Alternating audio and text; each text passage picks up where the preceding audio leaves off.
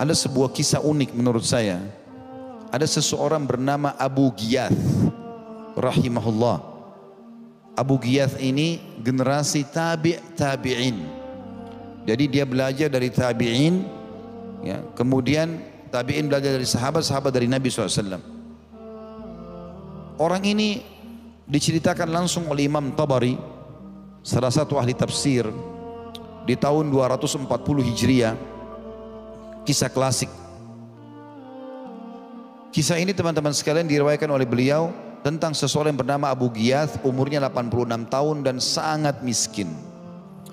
Saking miskinnya, dia tidak punya baju kecuali satu. Bajunya itu yang dia pakai hanya satu lembar. Nanti akan saya ceritakan di akhir bagaimana baju satu itu begitu bernilai dalam rumahnya, sementara di bawah naungannya ada 9 wanita yang harus dia naungi. Ada istrinya, ada 4 anak perempuannya, jadi 5, ada 2 saudara perempuannya, ya, jadi 7, kemudian ada mertua dia dan orang tuanya, ada 9 orang wanita yang dia naungi. Orangnya sangat miskin, umurnya 86 tahun. Satu waktu di bulan Ramadan, di hari kedua Ramadan atau hari ketiga Ramadan, pada saat itu tahun 240 Hijriah, dia tidak punya makanan, sahur, buka puasa nggak ada, karena memang sudah tua dan tidak ada laki-laki di rumah kecuali dia. Rumahnya pun gubuk, semuanya tidur bersebelah-sebelahan. Maka dia keluar coba cari rezeki, nggak dapat. Pulang menjelang buka puasa, istrinya bilang, apa ada rezeki ya Abu Ghiyath? Kata dia, wahai Lubabah, yang nama istrinya Lubabah, nggak ada. Saya udah berusaha tapi nggak ada. Tapi dia bilang, kalau saya bisa sabar sebagai istri, kamu juga sabar sebagai suami, tapi anak-anak kita dan ibuku juga ibumu, dua-duanya tidak bisa tahan lapar ini. Sudah puasa bulan Ramadan, panas.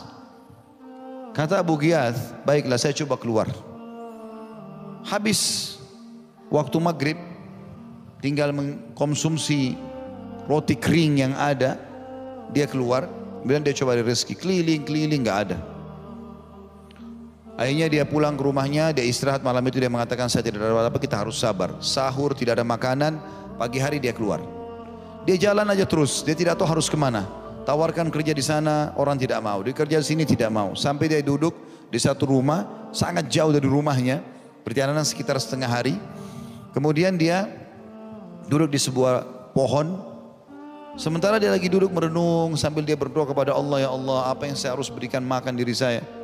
Apakah memang kematian baik buat saya sehingga lepas amanah 9 orang wanita ini? Ataukah bagaimana harus yang saya lakukan ya Allah? Sementara dia berpikir, tiba-tiba tangannya menyentuh sesuatu di dekat pohon itu. Pada saat dia letakkan tangannya tadi di dagunya atau di kepalanya, lalu dia letakkan di sebelahnya, dia pegang sebuah tempat. Ada sesuatu yang dia sentuh, tertutup dengan tanah. Lalu dia coba bersihkan, ternyata sebuah peti emas, ya, sebuah peti emas. Dia menggoyangkan, ada suara emas. Maka dia pun penasaran. Lalu dia buka, ternyata dalamnya betul-betul ada emas. Berisikan kurang lebih 1000 dinar emas.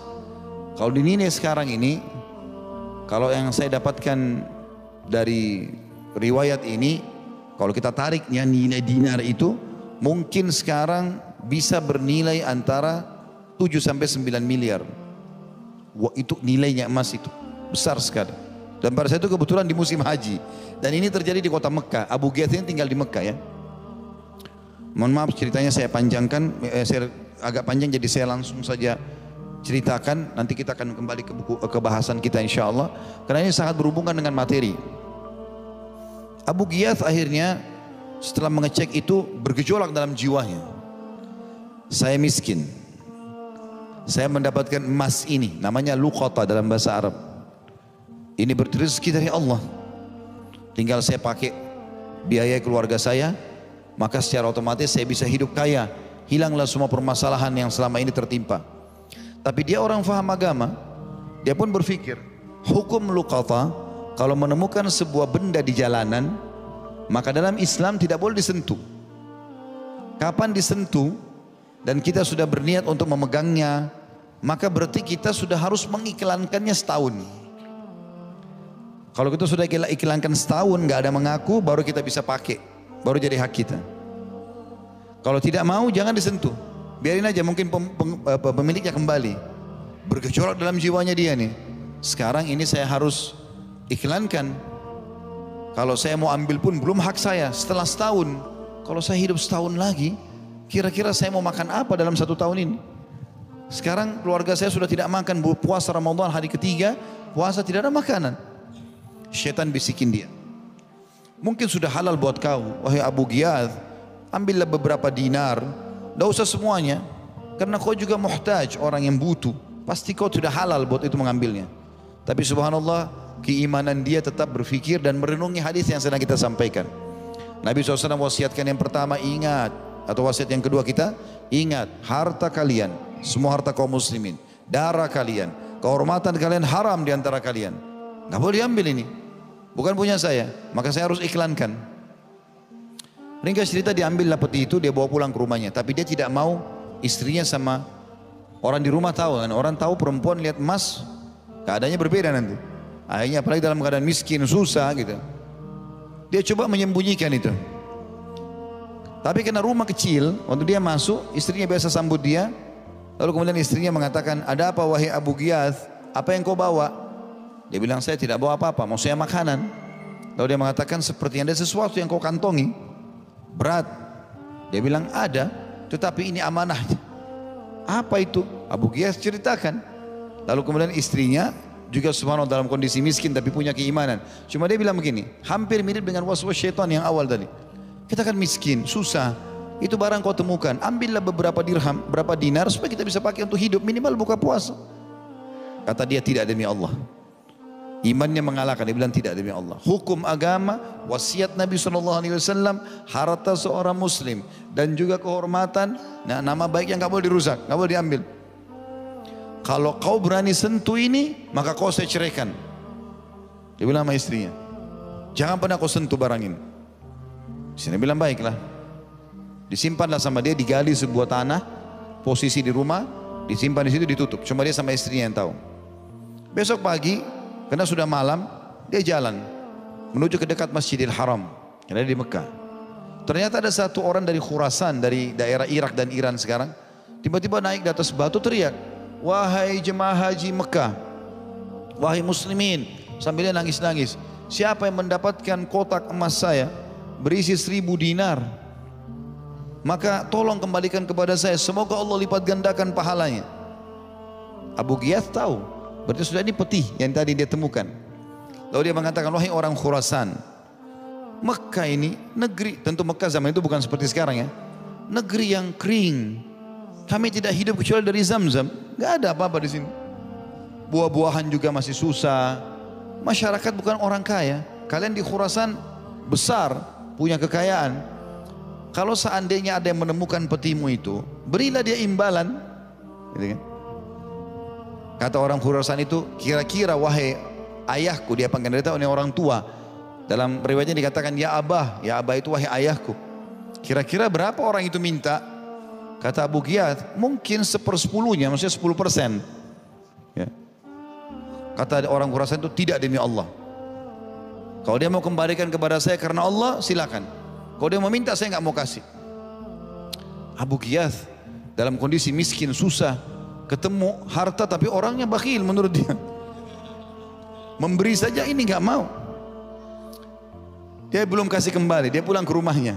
Dia bilang sama istrinya, wahai Lubaba, yang peti ini orangnya sudah ada dan kita harus kembalikan. Tapi saya sempat bilang sama dia, berikanlah balasan orang yang menerima.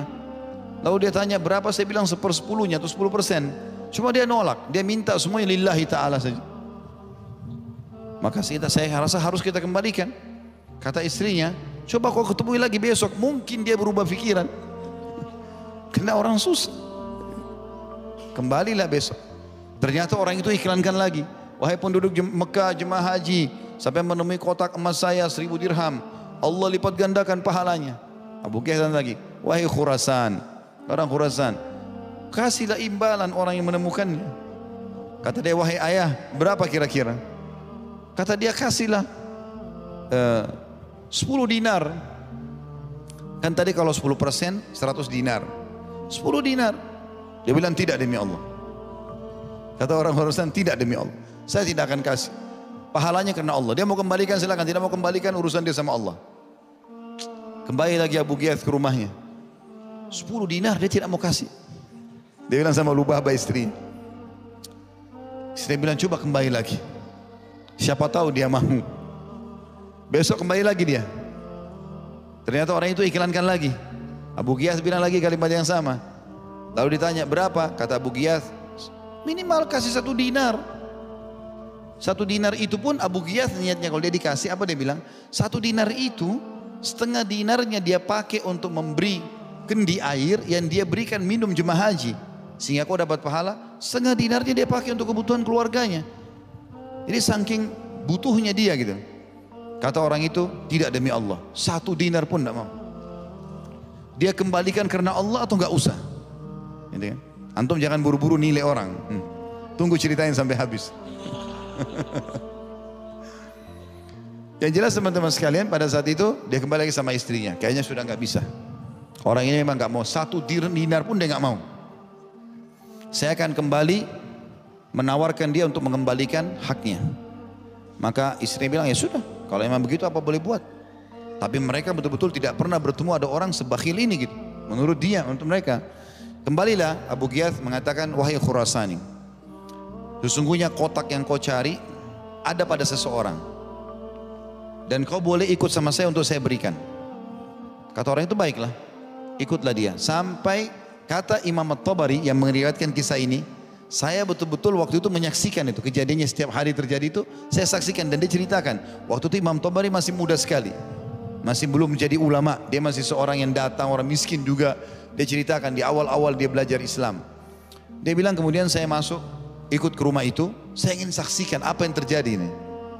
Maka masuklah, kami tiba di sebuah rumah yang atapnya aja sudah mau rubuh. Temboknya dari tanah liat, ukurannya sangat sempit. Lalu orang ini Abu Ghiyath masuk ke dalam, kemudian mengatakan, masuklah wahai Khurasani. Masuk ke dalam. Lalu kemudian saya berkata, Imam Tabari bilang, wahai orang tua, ikutkan saya masuk, saya mau tahu. Karena dia dari awal ikut cerita. Abu Ghiyath tahu kalau Tabari ini bolak-balik menyaksikan. Lalu kemudian dia mengatakan, masuklah. Kata Imam Tabari menggambarkan keadaan rumahnya, di dalam ada perempuan-perempuan yang tua. Mereka ada yang duduk juga yang masih muda-muda, tapi semuanya pakaiannya kotor. Tidak ada sama sekali lapisan di tanah, di lantai, semuanya tanah. Enggak ada kendi-kendi, enggak ada apa-apa. Kosong lompong, rumah tua. Lalu kemudian Abu Ghiyath mengeluarkan peti itu, lalu memberikan kepada orang Khurasan. Inilah peti kau yang kau cari. Dan perlu kau tahu sebenarnya, kalau yang meminta imbalan adalah saya. Seperti kau lihat keluarga saya kondisinya dalam seperti ini. Tapi karena kau tidak mau maka kami kembalikan. Orang Khurasan ini nggak pakai baca bicara, dibuka sama dia, dicek betul masih 1000 dinar, nggak ada yang dia keluarkan sama sekali. Diambil sama dia, kemudian dia pikul di pundaknya, kata Imam Tabari digambarkan, dipikul di pundaknya lalu dia keluar, tidak terima kasih. Kata Imam Tabari menggambarkan kondisi pada saat itu, Abu Ghiyath tundukkan kepalanya. Ini perempuan-perempuan semua digambarkan sama dia seperti orang yang kaget, membuka mulut mereka, tidak menyangka. Kayak orang yang kaget, kok ada orang seperti ini sudah menemukan 1000 dinar. Artinya kalau dia kembali saja setengahnya sudah luar biasa, ini kembali utuh. Gak mau memberikan 1 dinar pun. Maka semuanya pada nangis, terdengar isakan nangis gitu kan. At-Tabari bilang, saya pun menundukkan kepala tidak tahu harus bilang apa. Karena kejadian tidak tahu harus bilang apa. Saya pun miskin tidak bisa bantu mereka gitu kan. Maka kata Abu Ghiyath kepada At-Tabari, apa kau lihat bajuku ini? Kata At-Tabari, iya. Kami tidak punya baju untuk sholat di rumah ini kecuali ini. Ini baju saya pakai keluar pergi sholat dan cari rezeki. Kalau saya habis sholat saya balik ke rumah, saya buka, istri saya pakai sholat. Habis dia pakai sholat, dia buka, dia kasih ibunya pakai sholat. Begitu terus sampai anakku selesai sholat. 10 orang kita sholat dengan 1 baju. Saking miskinnya. Gak ada apa-apa. Tapi subhanallah, keimanan kepada Allah luar biasa. Dalam kondisi begitu, 1 dirham gak mau diambil. Gak mau diambil sama dia. Gak dikasih, itu pun dia minta gak dikasih. Tetap dia kokoh dengan itu. Ini nanti kita pertemukan teman-teman dengan keadaan kita sekarang. Sudah mobilnya mewah, rumahnya mewah, masih maling di kantor. Hah? Masih ambil punyanya ahli waris. Adiknya diambil haknya dan segala macam. Masih maling, naudzubillah. Perhatikan nanti bagaimana balasan Allah Subhanahu wa taala. Maka kata At-Tabari, saya pun netesin air mata, nggak bisa tahan lihat keadaan. Sholat pun pakai baju satu, rumahnya mau rubuh. Orang yang sudah 86 tahun, 9 perempuan di bawah naungannya, bagaimana ini? Dan apa yang harus dilakukan di bulan Ramadan? Mau makan, nggak ada makanan. Dia bilang nggak lama kemudian ada suara ribut depan pintu. Lalu Abu Ghiyath buka, kembali orang Khurasan itu. Abu Ghiyath sempat berpikir, ini orang kira-kira mau apa kembali? Jangan sampai ada yang tertinggal dinarnya, gitu kan? Lalu dia mengatakan, wahai orang tua, saya kembali untuk berbicara denganmu. Kata Abu Ghiyath, silahkan masuk ke dalam. Kata dia, begini ceritanya. Saya ini punya seorang ayah yang meninggalkan 3.000 dinar emas.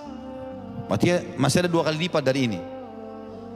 Beberapa waktu lalu dia meninggal, sebelum haji ini, dia mewasiatkan kepada saya sebelum meninggal, dia bilang, 1.000 dinar dari uang saya ini, keluarkan dan cari, kasih 1 orang saja yang paling susah di muka bumi yang kau temui.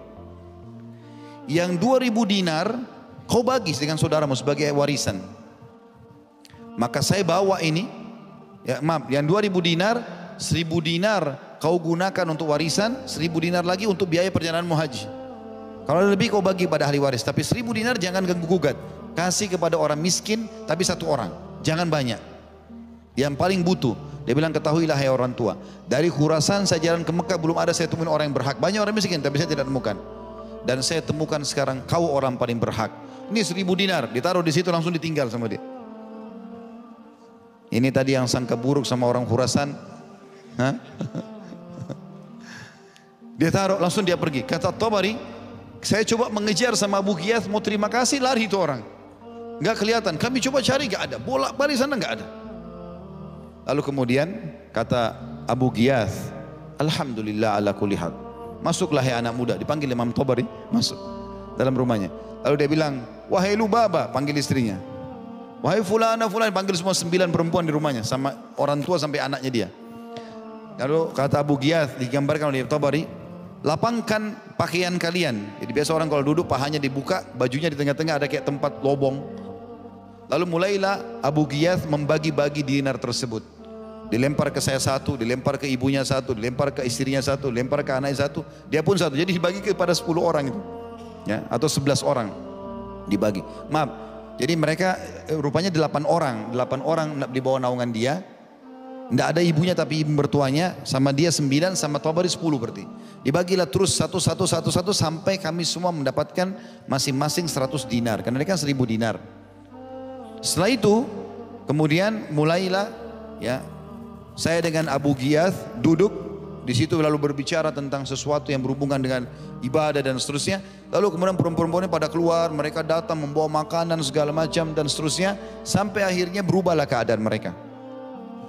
Dan Abu Ghiyath waktu lagi buka puasa dengan makanan enak, kata Imam Tabari lalu berkata, wahai Lubaba, bukankah aku sudah mengatakan kepadamu, kita kalau menjaga hubungan kita kepada Allah dan tidak mengambil haknya seorang muslim, lihat apa yang Allah gantikan.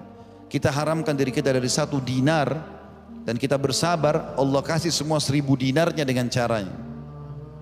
Maka teman-teman hati-hati, jangan pernah menyentuh yang bukan hak kita. Ini pelajaran penting. Sepotong roti kah atau apa saja yang paling kecil tidak boleh sama sekali.